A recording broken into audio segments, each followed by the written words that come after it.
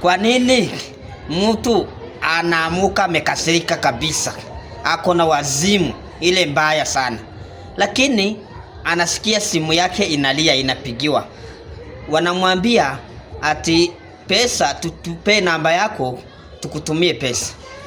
Sasa huyo mtu na yeye anaangalia balance yake iko sawa. Sasa anaanza kucheka. Siendelee kukasirika basi. Siendelee kukasirika. Asubuhi ulikuwa wazimu, lakini umesikia habari ya pesa umecheka. Sasa umechekea nini?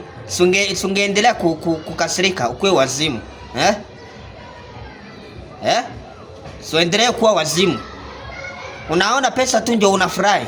Watu walikuwa wanakuongelesha lakini hauongei. Watu wanakubembeleza lakini hautaki kubembelezwa.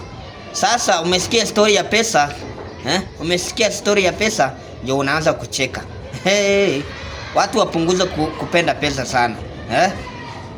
Hapo nataka comment, subscribe, like. Mtuambie venye kunakaa.